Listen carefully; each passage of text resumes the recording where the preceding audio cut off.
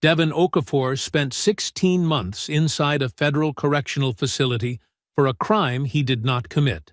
And every single day, his wife Renee visited his house with the man who helped her put him there. He had been a senior project manager with a paid-off truck, a spotless financial record, and a marriage he believed in completely.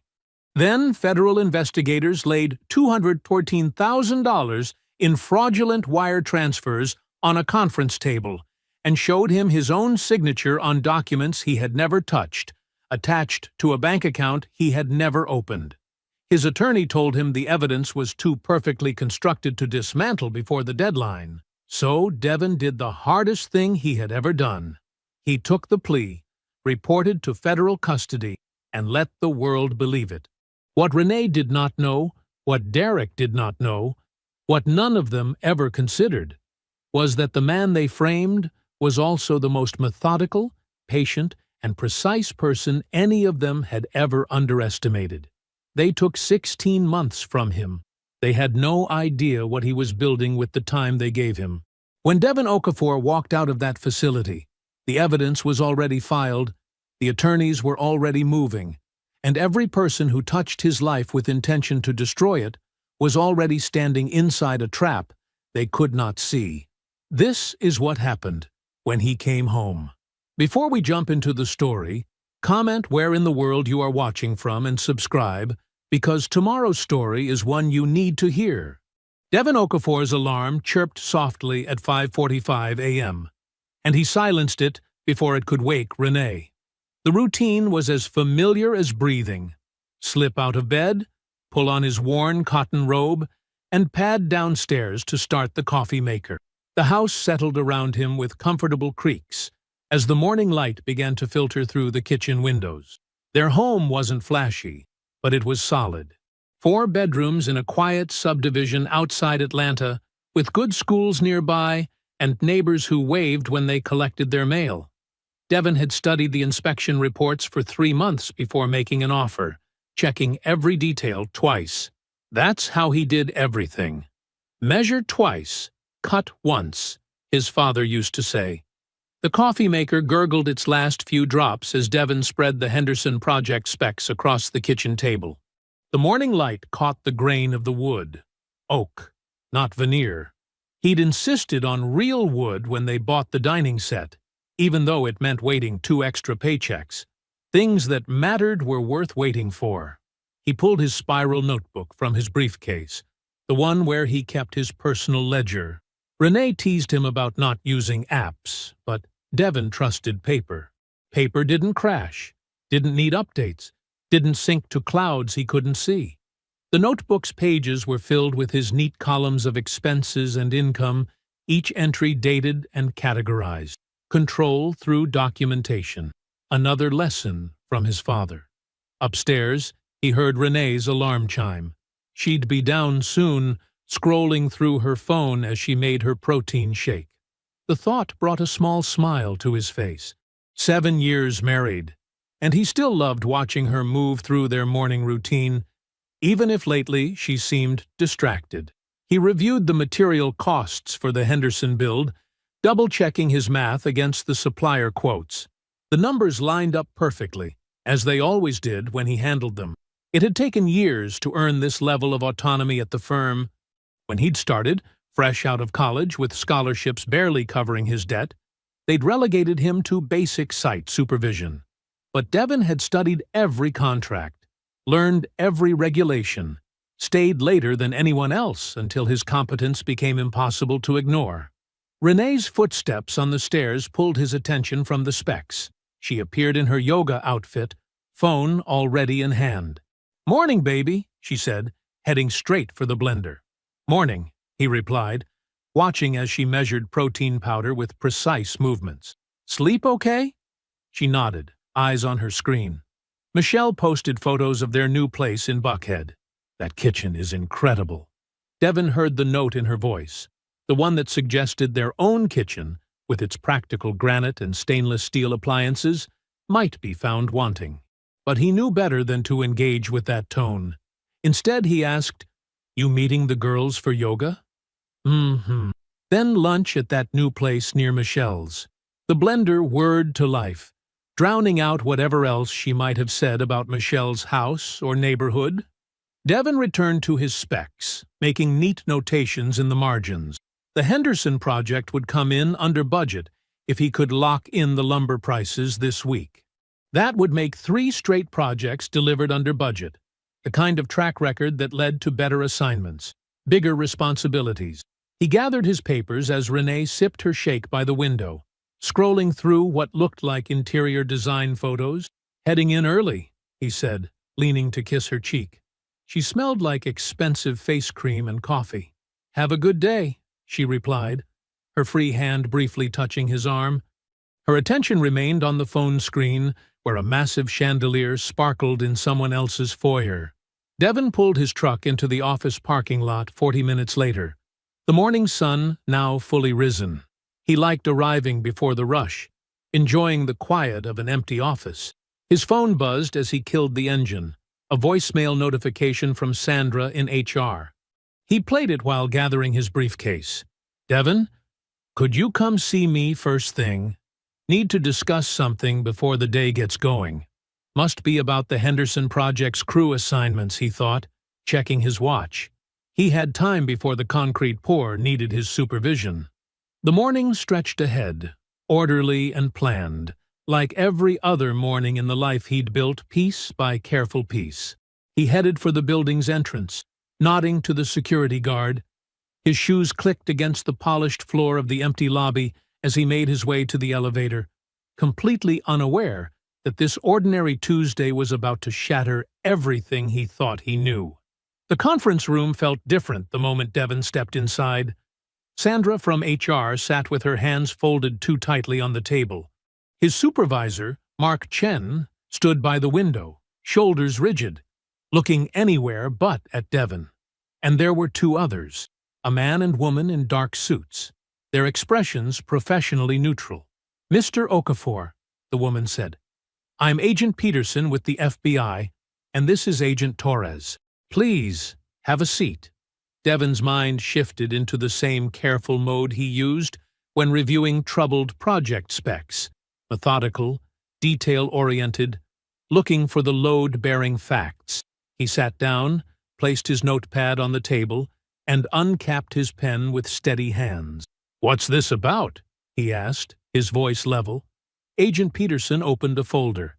"We're investigating financial irregularities in your company's vendor payment system, specifically a series of wire transfers that have drawn our attention." She slid several documents across the table. Devon recognized the format immediately. Payment authorizations, the kind he processed regularly for material suppliers and subcontractors. But these numbers didn't match any projects he knew. Over the past 11 months, Agent Torres said, approximately $214,000 has been transferred through these authorizations to an account at First Capital Bank. The account was opened under your name and Social Security number at their Savannah branch. Savannah. Devon had been there once, 2 years ago, for a regional construction conference. He'd never opened an account there. He'd never opened an account anywhere except his local branch. "May I?" he asked, reaching for the bank documents. The agents nodded. His eyes moved systematically down the pages. His name, his Social Security number, his address, everything perfect except for its existence. Then he saw the signature authorizations, digital signatures that matched his own with unsettling precision. "I've never seen these transfers," he said carefully, "and I've never opened an account in Savannah." "The account was opened in person," Agent Peterson replied, "with 2 forms of ID and biometric verification. We have the documentation here." More papers slid across the table. Devon studied them with the same focused attention he gave to structural engineering reports. His signature appeared exactly where it should, perfect in its forgery. The dates aligned with legitimate project payments, tucked between real transactions like weeds among crops. Sandra cleared her throat. "Given the circumstances, we have to place you on immediate administrative suspension, Devon. We'll need your badge and laptop before you leave." He nodded once, removed his badge, and placed it on the table. His work laptop was already in his briefcase, the one containing nothing but legitimate project files and meeting notes. He handed it over without comment. "We'll be in touch through your supervisor regarding next steps," Agent Peterson said. "I suggest you retain legal counsel promptly." Devin stood, straightened his tie, and walked out with the same measured pace he used on construction sites. No rushing, no reaction, just careful steps on solid ground. The drive home passed in controlled silence. He took his regular route, stopped at every light, used his turn signals with precision. His mind worked like a calculator, adding up small details he'd missed. Renee's recent interest in their banking passwords, her questions about his digital signature setup, the conference in Savannah she'd encouraged him to attend. He pulled into their driveway at 9:47 a.m. The house looked exactly as it had when he'd left. Brick facade, neat shrubs, morning paper still on the porch. He sat in the truck, hands at 10 and 2 on the steering wheel, and watched the dashboard clock tick through 11 minutes. Inside, the house was quiet. Renee would be at yoga, then lunch near Michelle's. Their shared laptop sat on the coffee table where she'd left it, charging cord neatly coiled beside it. Something, instinct or experience or simple survival, told him to look before he spoke. He opened the laptop, logged in, and began searching through folders. Renee organized everything by date, a habit he'd always appreciated. Now he used that knowledge to move backward through their digital history. In a folder marked for deletion, he found them. Emails between Renee and someone named Derek Stowe. The messages were cold and precise, discussing the account and the timeline with business-like efficiency. His eyes caught on one line that turned his stomach to ice. "By the time they connect it to him, we'll have everything we need, and he won't be in a position to fight it." The email was dated 8 months ago. While he'd been reviewing contracts and managing projects, his wife had been managing something entirely different. His hands never shook. His breathing never changed. He stared at the screen with the same careful attention he gave to everything else in his life. The life that was now revealed to be built on sand instead of stone. Devin moved with practiced efficiency, his phone steady as he photographed each email. The messages filled his screen one by one, digital proof of betrayal, captured in silent clicks. He sent them to his encrypted personal account, then methodically erased all traces of his discovery. Browser history cleared. Laptop positioned exactly as he'd found it. Even the charging cord remained in its precise coil. He heard Renee's car in the driveway just as he finished, the familiar sound of her key in the door, her heels on the hardwood. "Hey, you're home early," she said, setting down her yoga mat. "Everything okay?" Devin looked at his wife, really looked at her, the woman who'd planned his destruction over morning coffee, who'd kissed him goodbye while orchestrating his imprisonment. His voice came out steady, almost warm. "Yeah, just a slow day. What do you want for dinner?" The next 72 hours unfolded like a technical manual. Devin retained Patricia Walsh, a criminal defense attorney recommended by a colleague. They met in her downtown office, surrounded by law books and the faint smell of coffee. "The case against you is comprehensive," Patricia said, spreading documents across her desk. "The bank account has your biometric data, fingerprints that match ones from your employment records. Every wire transfer bears your electronic signature. The money moves through the account into a shell LLC that's deliberately difficult to trace." Devin studied the papers with the same focus he gave project specifications. "How long?" "If we go to trial and lose, 5 years minimum. Federal prosecutors don't bring cases they haven't built to win." She leaned forward. "But they're offering a plea deal. 1 count of wire fraud. 18 months in a minimum security facility, restitution payments, supervised release. Time to prove my innocence?" Patricia shook her head. "Not before their deadline. Building a defense against this level of documentation would take months, maybe longer. They've constructed this carefully."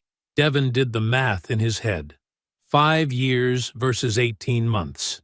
Time to fight versus time to plan. He made his decision the way he made all others, measuring cost against benefit, calculating load against structure. I'll take the plea.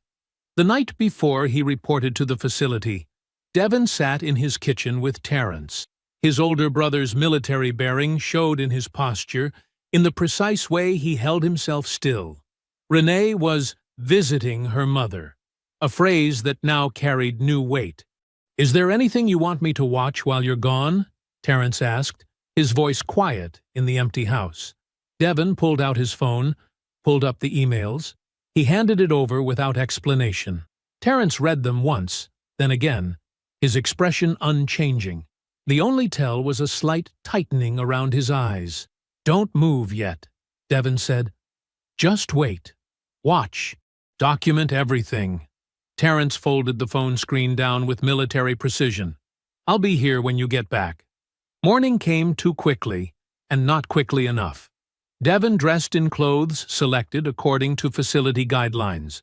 No belt, slip-on shoes, nothing that could be used as a weapon against himself or others. He packed nothing.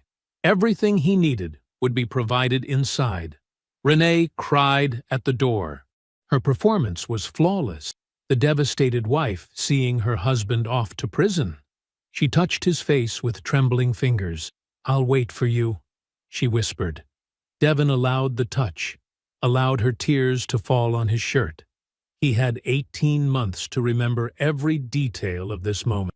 The federal facility rose from the Georgia landscape like a concrete prophecy.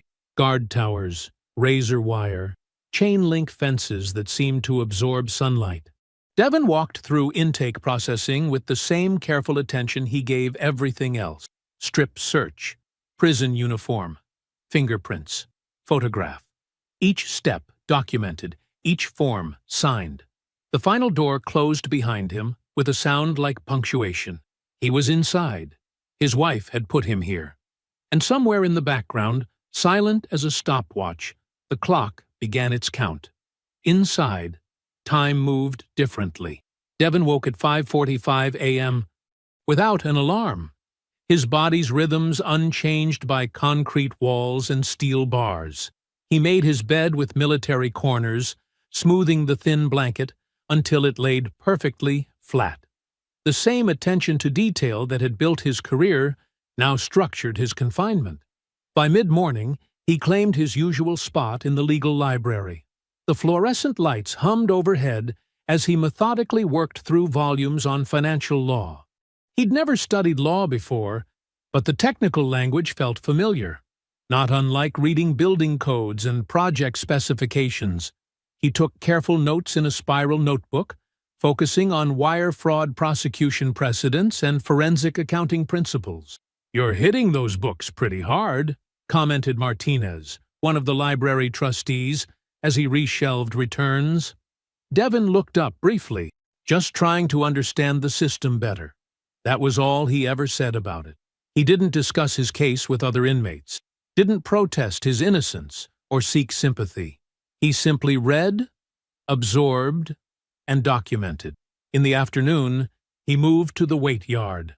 The repetitive motion of lifting helped process what he learned, turning information into something load-bearing in his mind. Some men lifted to get bigger, to project strength. Devin lifted to maintain control over his body, his thoughts, his growing understanding of exactly what had been done to him. His private journal grew page by page, not with emotions or complaints, but with facts, dates, amounts, account numbers, transaction sequences. He constructed a timeline that started 8 months before his arrest, marking each new piece of information Terrence sent him. The letters arrived weekly, written in the shorthand they'd developed as kids to keep their mother from reading their notes. Sunday mornings, he allowed himself 30 minutes of feeling. In his bunk before breakfast count, he let the full weight of Renee's betrayal press against his chest. The rage rose like bile, not just at the theft of his freedom, but at the calculated nature of it. The way she'd studied his habits, learned his patterns, used his own meticulous nature against him. The grief came in waves, not for the loss of her love, which he now understood had never truly existed, but for the death of his own trust. 30 minutes. Then he packed it away and returned to preparation. Terrence's letters painted an increasingly clear picture. Through his logistics company contacts, he'd traced the Shell LLC's property holdings. The $214,000 stolen through Devon's forged signatures wasn't just about money. It was seed capital for something bigger. Derek Stowe, the man from the emails, had leveraged it into a down payment on a commercial property deal. Renee was his silent partner, her name carefully absent from any official documentation. Properties in an area marked for major development, Terrence wrote in their childhood code. 3-year timeline. Triple value minimum once announced. They needed your profile gone. No legal claims possible. Devon read each letter multiple times, absorbing the layers. The betrayal wasn't just personal, it was architectural. They hadn't just wanted him out of the way. They needed him financially ruined, legally compromised, and completely consumed with basic survival while they built their future on the foundation of his destruction. He added each new detail to his timeline: the property purchase dates, the development plan announcements, the careful way they'd structured his removal to coincide with their investment timeline. Every piece fit together with terrible precision. The latest letter from Terrence arrived on a Tuesday. Devon read it in his bunk after dinner count, decoding each line with practiced ease. More details about the property deal, confirmation of Renee's silent partnership, evidence of how they'd used his stolen money to secure additional financing. He set the letter down on his small metal desk, took out a sheet of paper and his prison-issued pen. In the same childhood code, he wrote back a single line: "Get Loretta."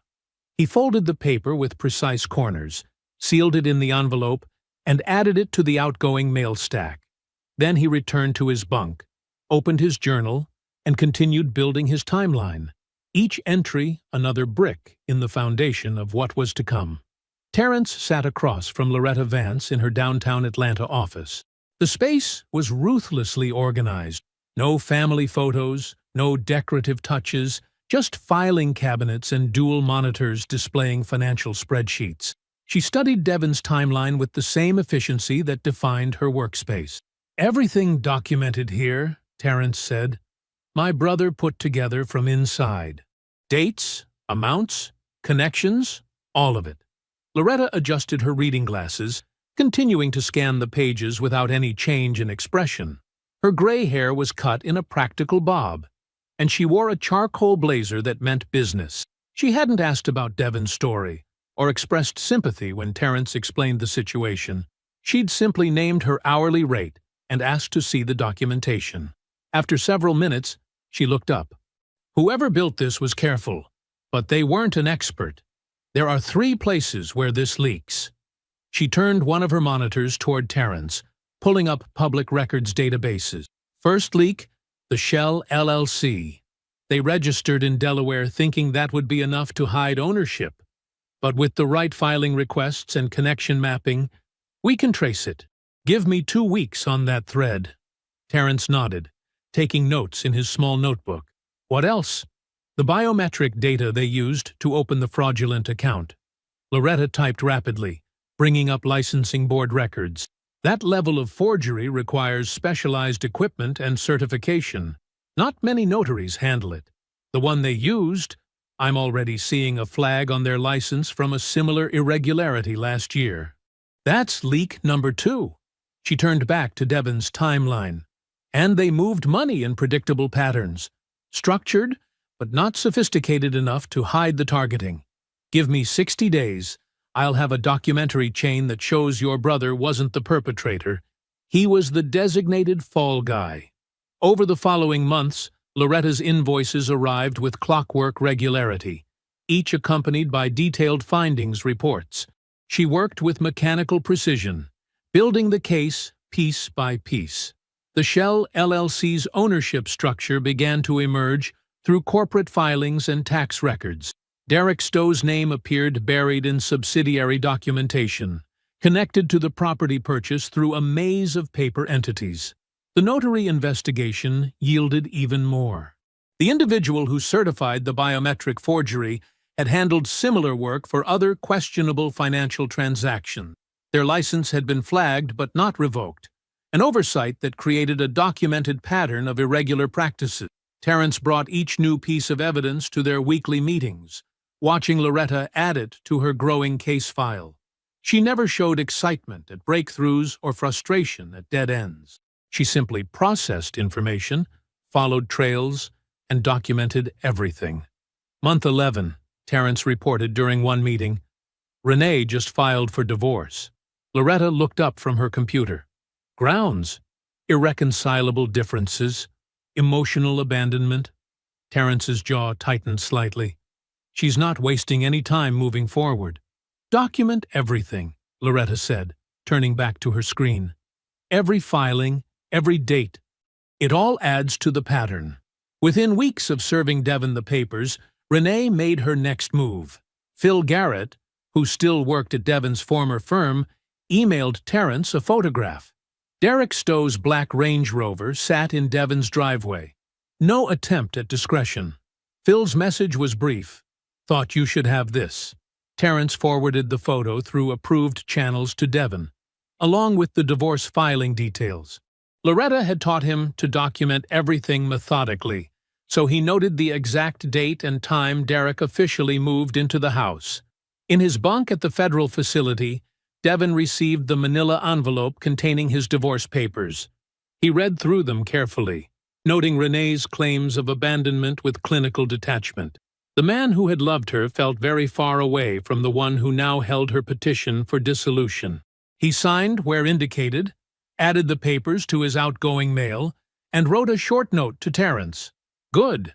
Now she can't claim she didn't know what was coming.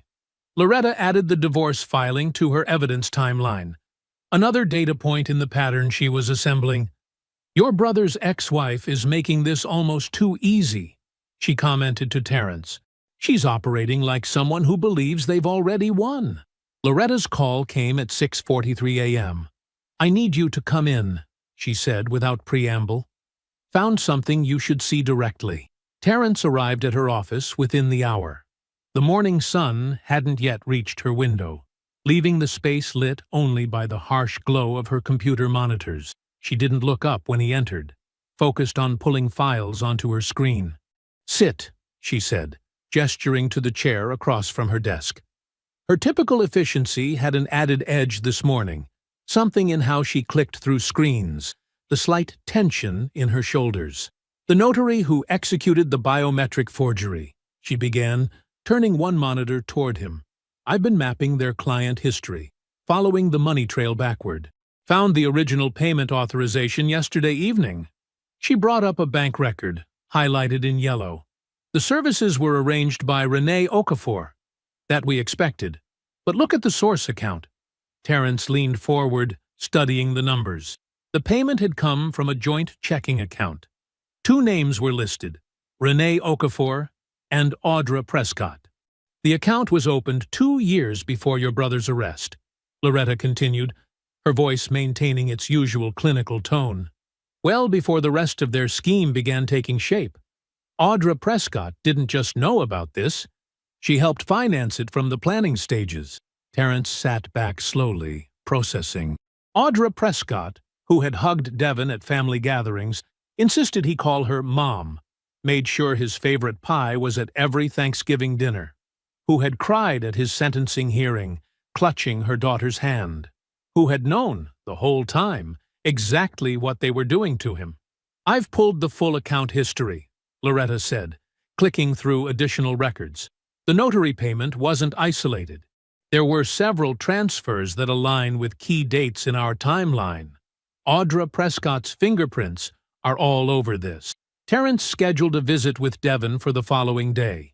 The prison visiting room was crowded with weekend traffic.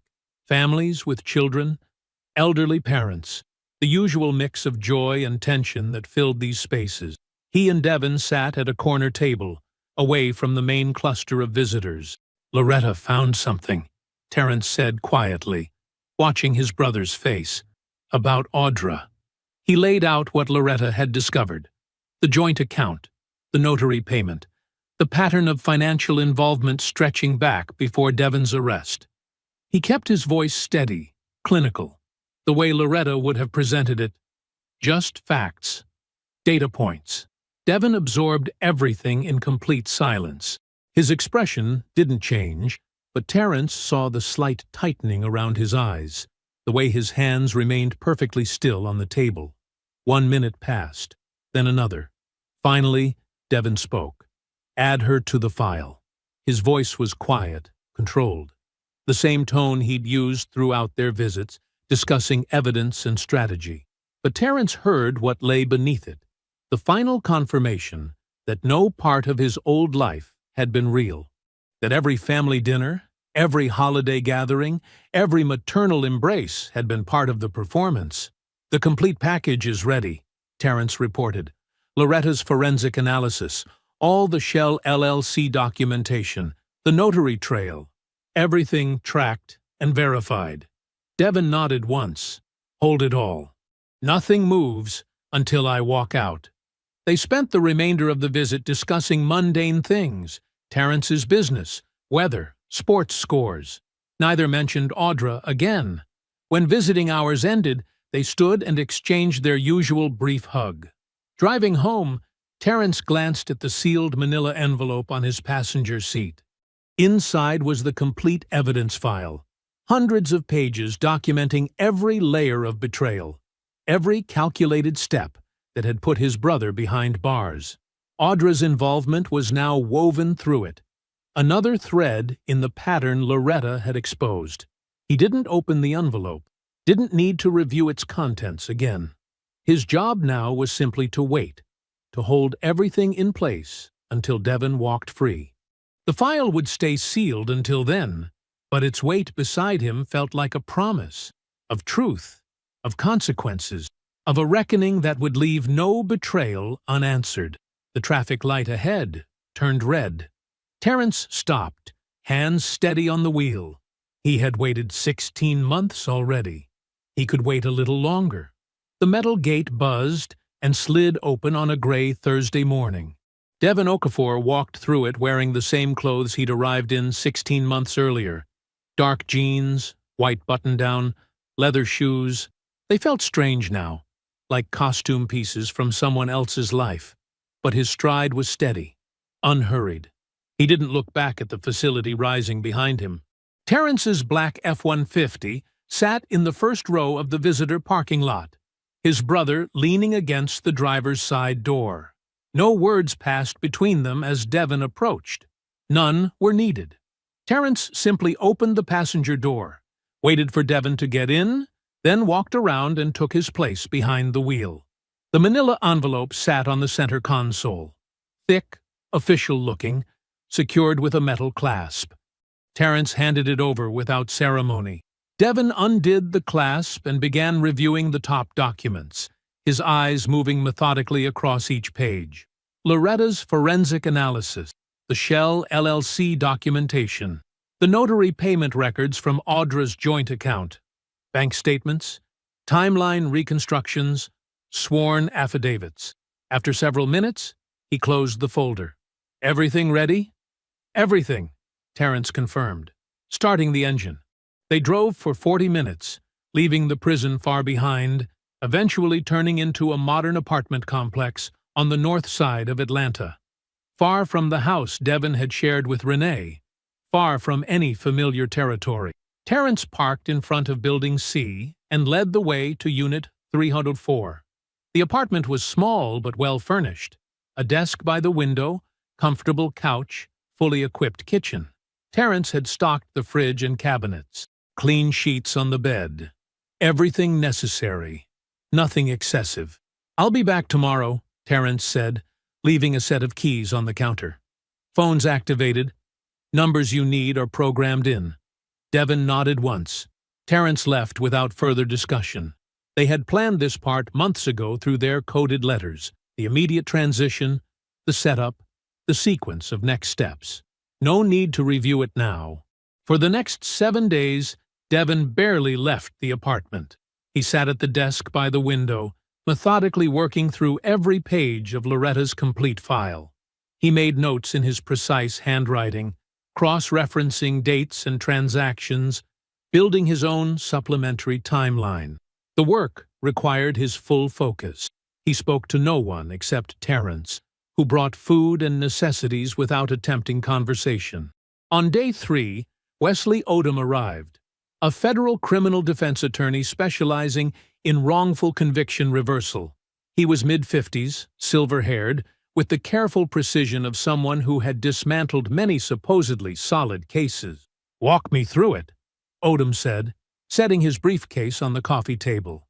For 2 hours, Devon laid out the evidence chronologically: the fraudulent account creation, the biometric forgery, the wire transfers, the Shell LLC, Loretta's forensic reconstruction, Audra's financial involvement, each piece documented, verified, and connected to the others.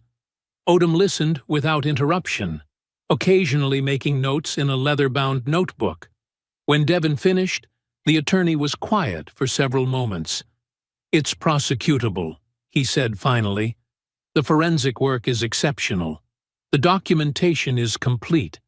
We can file for reversal immediately and push for a parallel criminal investigation into all parties involved." "Cost?" Devon asked. "Significant. But given the strength of the case, I'm willing to work on partial contingency." "Done," Devon said. They shook hands, signed paperwork, and Odom left with copies of key documents. The next piece came together through Phil Garrett. Devon called him directly, using the number Terrence had verified was still active.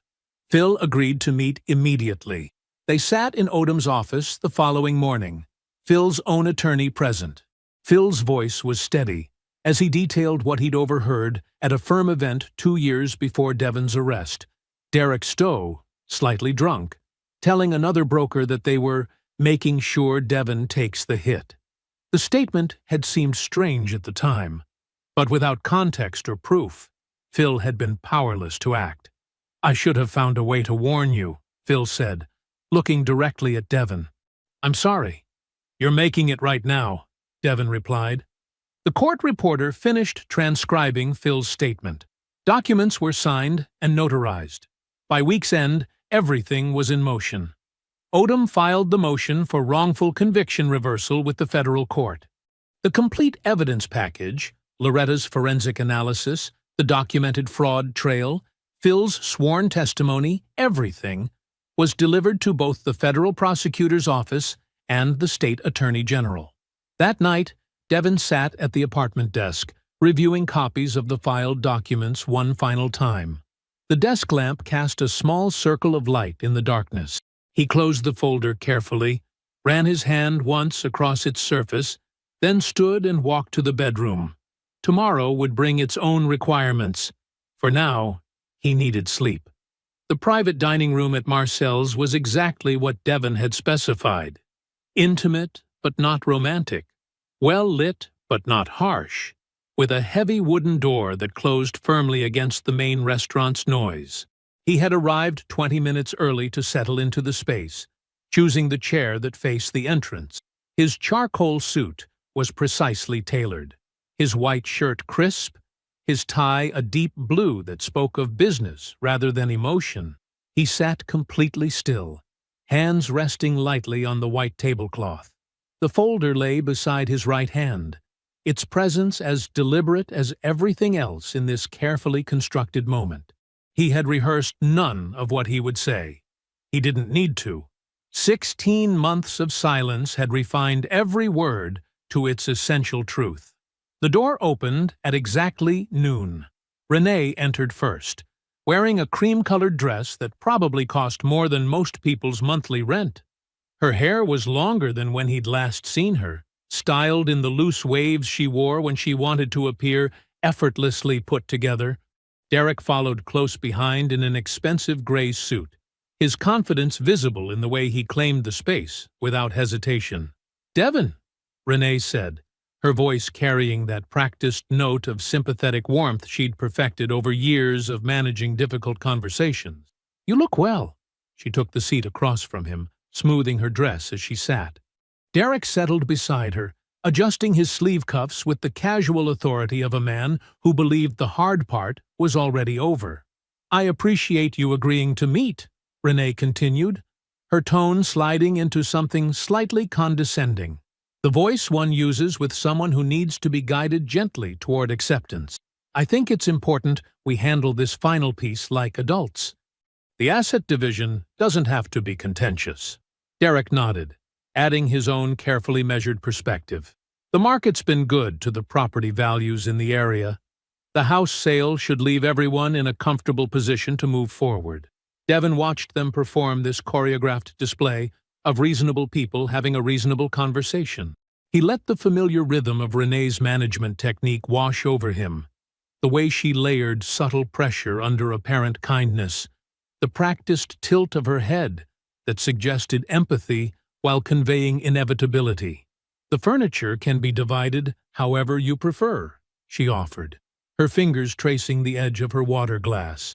I know some pieces have sentimental value, and of course, there's the matter of your mother's china cabinet. 4 minutes. He had promised himself he would give them exactly 4 minutes to reveal who they still believed they were in this story. Time was up. Without speaking, Devin placed the folder on the table. The sound it made against the white tablecloth was soft but final. He opened it with precise movements, laying out the first document, Loretta's forensic analysis of the Shell LLC. The company was registered in Delaware on March 15th, 2 years ago, he said, his voice quiet but carrying easily in the contained space. The ownership structure was obscured through 3 layers of holding companies, but the beneficial ownership traces directly to you, Derek, and you, Renee, through a silent partnership agreement, dated April 3rd. He laid out the next document. The notary who forged my biometric data for the fraudulent account was paid $18,000 from a joint account registered to Renee and Audra Prescott. The payment cleared on May 7th, exactly 2 months before the first wire transfer. Derek started to speak, his face showing the first crack in its confident facade. Devin turned his gaze to him, not angry, not dramatic, simply absolute in its stillness, and Derek's words died in his throat. Renee's composure began to splinter. Devin, you don't understand. I understand everything, he said, continuing to lay out documents with methodical precision. The timeline you built, the way you structured the transfers, how you used my signature from the Henderson Project document, every meeting with the bank, every email about the timeline, every conversation about making sure Devin takes the hit. I understand not most of it, every piece. Renee's carefully maintained expression crumbled further. We had a life together, she tried, her voice carrying a desperate edge. Whatever you think happened, what I think doesn't matter, Devin said. What's documented does.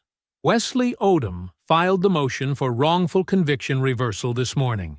The federal prosecutor and state attorney general have the complete evidence package. The civil suit for fraud, conspiracy, and intentional infliction of emotional distress was filed an hour ago. He paused, letting the weight of it settle. Audra has already been contacted by investigators. The morning after the confrontation, Devin's phone buzzed at exactly 8:15 a.m. Wesley Odom's name appeared on the screen. Renee's attorney is requesting an emergency call, Odom said, his tone measured and professional. They're suggesting we discuss mitigation options before things escalate further. Devin stood at his apartment window, looking out at the morning traffic. Let them call. The machinery he had set in motion worked with precise, unstoppable force. Within days, the federal prosecutor's office assigned a team to review Loretta's forensic documentation. The evidence package landed exactly as Odom had predicted. Comprehensive, interconnected, and impossible to dismiss. The prosecutor who had originally charged Devon now found herself examining a meticulous record of how that prosecution had been orchestrated. Phil Garrett's sworn statement provided the human framework that brought Loretta's numbers to life. His recorded testimony about Derek's pre-arrest comment, "Making sure Devon takes the hit," transformed financial data into clear intent. The federal investigation opened officially 3 weeks after the confrontation. The civil suit's impact hit even faster. The commercial real estate investment that Derek and Renee had built with stolen money froze immediately under judicial review. The property deal that was supposed to triple their money collapsed instead, taking Derek's carefully constructed professional network with it. His business partners, facing their own reputational risks, dissolved their partnership agreements rather than weather an active federal investigation. Within 60 days, the name Derek Stowe became toxic in Atlanta's real estate circles. Renee's response to the pressure revealed everything about who she had always been. She retained Martin Walsh, an aggressive defense attorney known for scorched earth tactics, and she did it on Derek's credit line without consulting him. When Derek discovered the $50,000 retainer charge, the partnership that had destroyed Devon's life fractured along predictable lines. She acted alone, Derek's attorney claimed in filed statements. "My client was misled about the source and nature of the investment funds." Mr. Stowe was the architect of the entire scheme, Renee's new counsel countered. "My client acted under his direction and influence." Each accusation they hurled generated another piece of evidence for the prosecution. Their mutual destruction became a steady stream of documented admissions. Audra Prescott received her subpoena on a Tuesday morning. By Wednesday afternoon, she had retained Patricia Chen, a criminal defense attorney specializing in financial crimes. Chen reviewed the documentation of Audra's joint account with Renee, the source of the notary payment that enabled the biometric forgery, and advised her client of exactly one thing: cooperate immediately. The Prescott family imploded with stunning speed. Audra's husband of 40 years filed for separation within weeks of learning the full scope of her involvement. Renee's younger sister, a vice president at a regional bank, stopped taking her calls. The carefully maintained image of family unity collapsed under the weight of documented complicity. At Devon's former firm, management moved quickly to distance themselves from the scheme.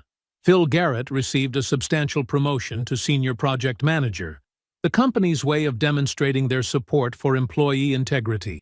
They issued a formal statement emphasizing their own victimization and full cooperation with investigators. 90 days after the confrontation, Devon received the document he had worked 18 months to obtain: formal vacation of his conviction. The single-page letter from the federal court arrived by certified mail. He signed for it, opened it at his kitchen table, and read it once. Then he placed it in a simple black frame, not displayed prominently, just mounted on his home office wall beside his engineering degree. Not a trophy. Documentation. The system that had failed him now moved with methodical purpose to correct itself. 8 months after his release, Renee appeared in federal court in a gray suit that carried none of the confidence of her cream dress from the restaurant. She pleaded guilty to 1 count of wire fraud conspiracy and 1 count of obstruction of justice. The judge sentenced her to 31 months in federal prison. Derek, maintaining his innocence to the end, took his chances at trial. The jury deliberated for 6 hours before finding him guilty on 3 counts. His sentence? 42 months in federal custody. Audra's cooperation earned her what her attorney had promised: supervised probation and a substantial fine. The leniency did nothing to repair her shattered family or restore her standing in the community she had spent decades cultivating. Devon wasn't in the courtroom for any of it. He was at a job site when the notification appeared on his phone: breaking, Renee Okafor, sentenced in wire fraud scheme. He looked at it for exactly 3 seconds, then slipped the phone back into his pocket. and returned his attention to the blueprints spread across the work table. The truth was now properly documented. That was enough. The sun hadn't yet risen when Devin Okafor settled into his morning routine. 5:45 a.m., exactly as always. Steam rose from his coffee mug as he reviewed infrastructure contract specifications spread across his home office desk. The house around him was quiet. Not the hollow quiet of loss, but the peaceful silence of a space that belonged entirely to him. Natural light began filtering through the eastern windows, gradually illuminating the room. The office walls held only what mattered: his engineering degree, the formal exoneration letter in its simple black frame, and a photograph of the consultancy's team standing in front of their new office building. 4 employees now, with interviews scheduled for a 5th position next week. Okafor and Associates Infrastructure Management had exceeded even Terrence's projections for their first 18 months. They'd started with small municipal contracts, bridge inspections, roadway assessments, the kind of essential work that built credibility without headlines. Word spread through the industry about their attention to detail and absolute reliability. Now they had more projects than they could comfortably handle, and they were growing at exactly the pace Devin wanted. Deliberately, load-bearing wall by load-bearing wall. The civil suit settlement had provided the seed money, but it was their reputation that built the business. The final number had been substantially more than the stolen $213,000, the court factoring in lost wages, emotional damages, and the considerable legal costs of dismantling a sophisticated fraud. Devin had used part of it to purchase this house outright. No mortgage, no shared deed, no question about whose name stood on every document. He glanced at the empty space on his bookshelf where the prison journal used to sit. 1 year after his release, on a clear autumn evening, he'd burned it in the backyard fire pit. The journal contained everything: dates, times, documented facts, the full record of what was done to him. He hadn't opened it once since walking free. When the last page turned to ash, he felt no anger, only completion. The record had served its purpose. Sarah's coffee mug sat in the kitchen sink. She'd left early for her hospital shift. Their relationship had developed slowly over the past 8 months, beginning with a chance conversation at his local coffee shop. She was straightforward, patient, and laughed easily at life's small absurdities. Most importantly, she had no connection to his past life. She knew his story, but it wasn't what defined him to her. In his own home, with her, he no longer led with guardedness. His phone buzzed, a text from Phil Garrett confirming dinner plans for the consultancy's 1-year anniversary celebration. Phil had become more than just a crucial witness. He was now a friend and occasional project collaborator. During their last dinner, Phil had mentioned that Derek's failed commercial real estate venture had finally sold to a small development group that executed the exact strategy Derek had planned. The property's value had indeed tripled, just as projected. The profits went to people who'd earned them honestly. Devin had laughed then, genuinely and without edge. "Good," he'd said, raising his glass. "Let somebody honest have it." Renee existed now only as a fact. A chapter closed, a betrayal answered, history properly documented. He neither followed her status in the federal system nor allowed it mental real estate. The woman who had orchestrated his destruction had become exactly what she deserved to be, irrelevant to his present. The morning light strengthened, warming the room. Devin made notes on the infrastructure proposal in front of him, his handwriting precise and unhurried. A text from Terrence appeared. Martinez contract revised specs came in, looking solid. Devin smiled slightly. His brother's efficiency remained absolute. The clock read 6:30 a.m. Soon he would shower, dress, and drive to the office in his new truck. Not flashy, just reliable, like everything else he chose to surround himself with now. But for these quiet morning moments, he simply sat with his coffee, reviewing plans for structures that would stand exactly as designed. He closed the project file and lifted his mug, looking out at the early morning. The same discipline that had defined him remained, but now it served only his own purpose, answering to no one's timeline but his own. I hope you enjoyed that one. Be sure to like the video and subscribe so you don't miss the next story. I've picked out 2 more for you that I think you'll really like.